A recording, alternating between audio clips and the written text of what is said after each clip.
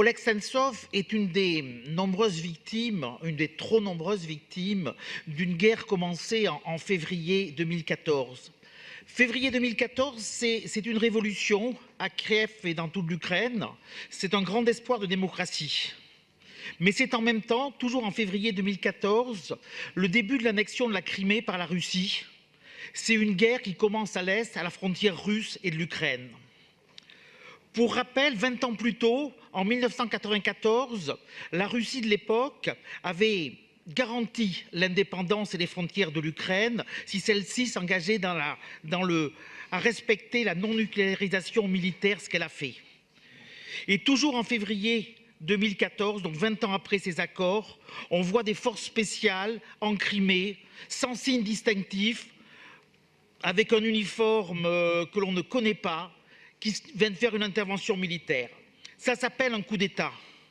Un coup d'État qui va essayer d'être légalisé un mois après, le 16 mars, par un référendum, sans délégué indépendant, sans rien du tout, en toute partialité. Référendum qui sera condamné, bien évidemment, quelques jours plus tard par l'ONU.